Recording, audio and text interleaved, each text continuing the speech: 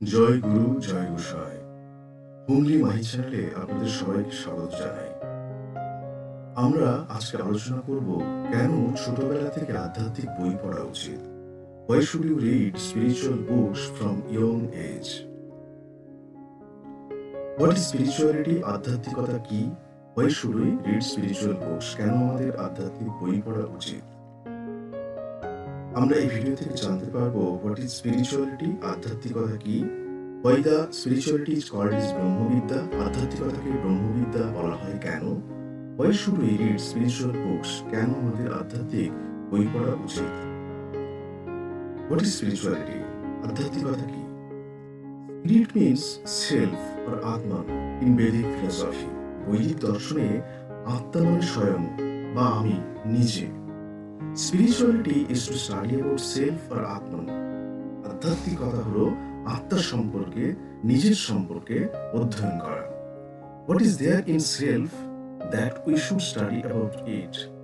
আমাদের নিজেদের মধ্যে কি জিনিস লুকিয়ে রয়েছে তাকে পড়াশোনা করা উচিত। See, you are a very rich person, yet there is some missing piece at the end inside you. আপনি অনেক ধনী ব্যক্তি হতে পারেন, তবুও আপনার জীবনে কিছু না কিছুর অভাব বোধ করবেন। You may be a great scientist who is very satisfied with the original discovery or invention, yet sometimes at one phase of life, you may feel some incompleteness within you. আপনি একজন মহান বিজ্ঞানী হতে পারেন, যিনি আসল আবিষ্কার বা উদ্ভাবনে খুবই সন্তুষ্ট, তবুও কিছু সময় জীবনের কোনো এক পর্যায়ে আপনি কিছুটা অসম্পূর্ণতা অনুভব করতে পারেন। Then people are searching for that missing piece and eventually lands into spirituality where he or she can find the answer to his query.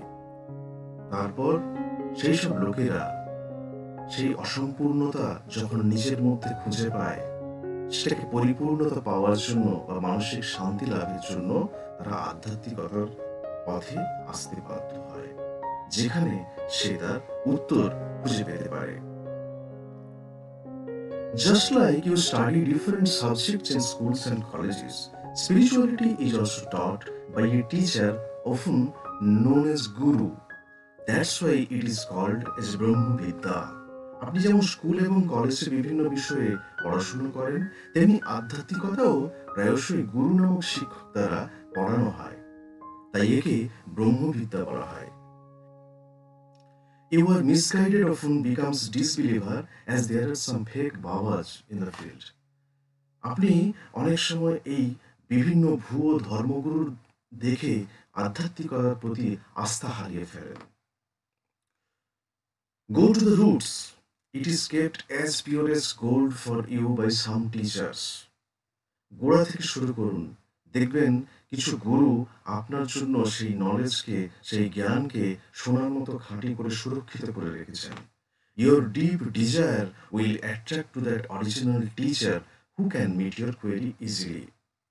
আপনার যখন মনের মধ্যে তীব্র ইচ্ছা জাগবে এই জগৎ সম্পর্কে, নিজের সম্পর্কে জানার জন্য, তখন দেখবেন আপনার যিনি নির্দিষ্ট গুরু আছেন তার সঙ্গে আপনার দেখা হবেই। Why the spirituality is called as ব্রহ্মবিদ্যা? আধ্যাত্মিকতাকে ব্রহ্মবিদ্যা বলা হয় কেন? Brahma is the supreme being. The scriptures are means to know about him. So this study is called as ব্রহ্মবিদ্যা। ব্রহ্ম হলেন পরম সত্তা। ধর্মগ্রন্থ তাঁর সম্পর্কে জানার মাধ্যম, তাই এই অধ্যয়নকে ব্রহ্মবিদ্যা বলা হয়। বেদ is the first scripture in this world given to Prajapati Brahma by the God to create the universe as per instructions in Veda. বেদের নির্দেশ অনুসারে মহাবিশ্ব সৃষ্টির জন্য ভগবান প্রজাপতি ব্রহ্মাকে বিশ্বের প্রথম ধর্মগ্রন্থ বেদ প্রদান করেন। গুরুর মুখনিসৃত বেদ শিষ্য শুনে শুনে স্মৃতিশক্তিতে ধরে রাখতেন, তাই বেদের অপর নাম শ্রুতি। সেই সময় শিষ্যরা গুরুগৃহে 12 বছর ব্রহ্মচর্য পালন করতেন, তাই তাদের মস্তিষ্কে মেধা নাড়ি নামক বা মেমোরি নার্ভ নামক একটি স্মৃতিশক্তি মনে রাখার জন্য নাড়ি জন্ম নিত। কিন্তু পরবর্তীকালে মানুষের মধ্যে সেই ব্রহ্মচর্য রক্ষা করা এবং সেই মেধানারীর জন্ম হওয়া প্রায় অসম্ভব হয়ে দাঁড়ালো। তখন বেদকে লিখিত রূপে আনার দরকার পড়ল। বেদ এতটাই জটিল এবং দেবনাগরী বা সংস্কৃত ভাষায় লেখা যা আজকের সাধারণ মানুষ পড়ে বোঝা প্রায় অসম্ভব। Ved is so complex and written in Devanagari or Sanskrit language which today's common persons can't perceive or understand by mere reading. Understanding the situation, Vedabhyasji divided the main Veda into four parts: Rig, Sham, Joju, and Atharva. Vedvyas মূল বেদকে তাই চার ভাগে বিভক্ত করেছেন: ঋক, সাম, যজু ও অথর্ব। All the Vedanga, Vedanta, Upanishads, Purans are trying to explain the core things of Veda, yet it is not comprehensive to us. সমস্ত বেদাঙ্গ, বেদান্ত, উপনিষদ, পুরাণ বেদের মূল বিষয় ব্যাখ্যা করার চেষ্টা করছে, তবুও এটা আমাদের কাছে বোধগম্য হচ্ছে না। That's why Lord Sri Krishna gave us the Srimad Bhagavad Gita, which is very essence of the Veda. Even common person can't understand that. তাই ভগবান শ্রীকৃষ্ণ আমাদের শ্রীমদ্ ভাগবত গীতা দিয়েছেন, যা বেদের সারমর্ম সাধারণ মানুষ তাও বুঝতে পারে না। So teacher or guru came into rescue. The person who has deepest query to know about self and his existence, the guru or the teacher came to teach the person about a subject called Brahma Vidya, by which the person can get the answer. সেজন্য গুরু এলেন, যে ব্যক্তি নিজের সম্পর্কে, এই মহাবিশ্বের অস্তিত্ব সম্পর্কে জানার জন্য গভীর প্রশ্ন রয়েছে, গুরু বা শিক্ষক সেই ব্যক্তিকে ব্রহ্মবিদ্যা নামক বিষয়টি শিক্ষা দেওয়ার জন্য এলেন। It is not like classroom that the teacher will take the book and will start to teach you. The method is different. এটা ক্লাসরুমের মতো নয় যে শিক্ষক বইটি নিয়ে আপনাকে পড়াতে শুরু করলেন। পদ্ধতি ভিন্ন। It is the inner transfer of knowledge of a Brahma from a teacher, guru to a student, disciple. এটি একজন শিক্ষক গুরুর থেকে একজন ছাত্রের শিষ্যের কাছে ব্রহ্মজ্ঞানের অভ্যন্তরীণ স্থানান্তর। It is not a mere bookish knowledge. You can feel the energy, you can smell, you can see the light. It is a practical journey. Whenever you are stuck, Guru will teach you and will further guide you.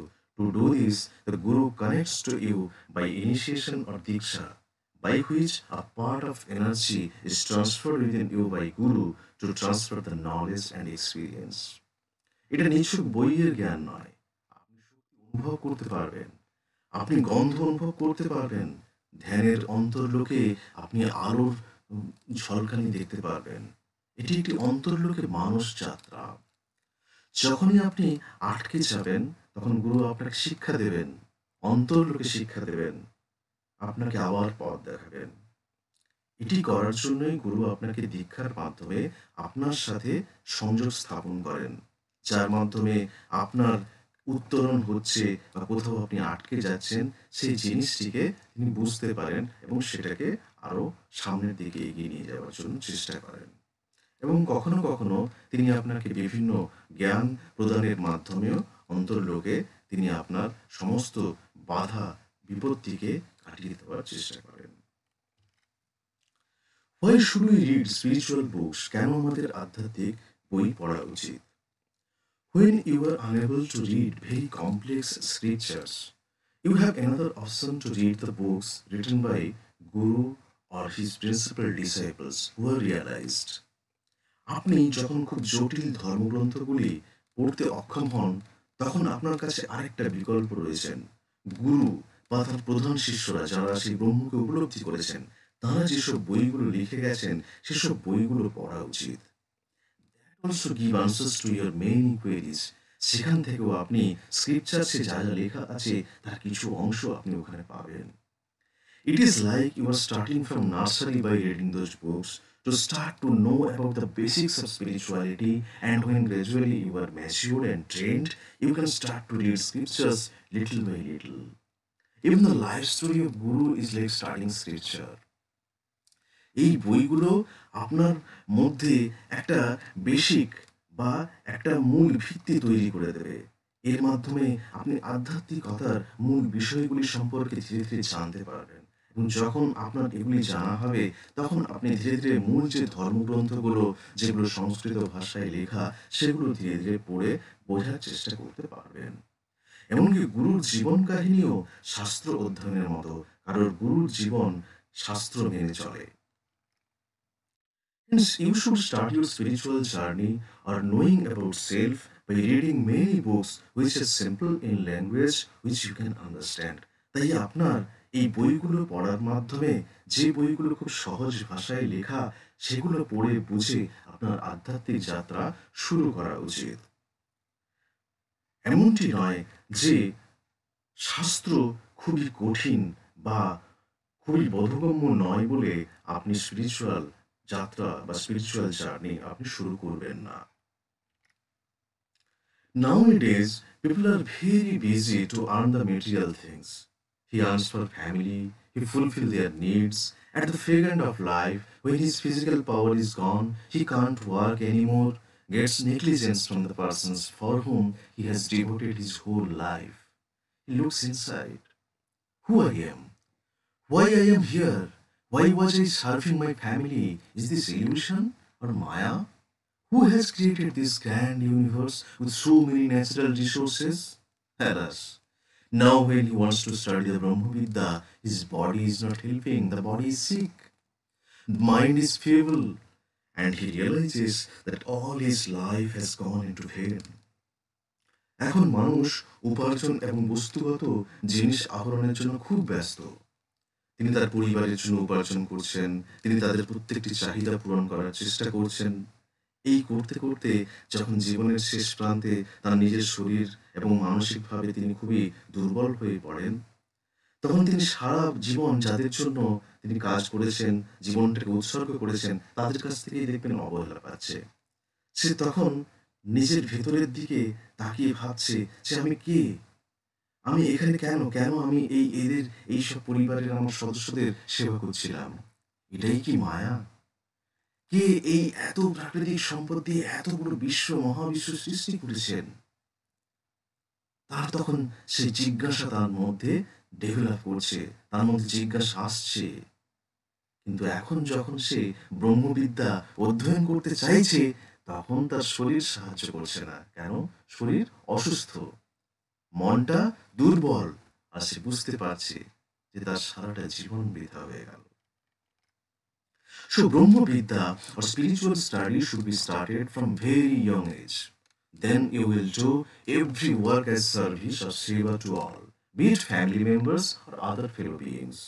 So that at the fair end of life, when you are ready to start the next subtle life, you are just more than ready for that. তাই অল্প বয়স থেকেই ব্রহ্মবিদ্যা বা আধ্যাত্মিক অধ্যয়ন, আধ্যাত্মিক চর্চা শুরু করা উচিত।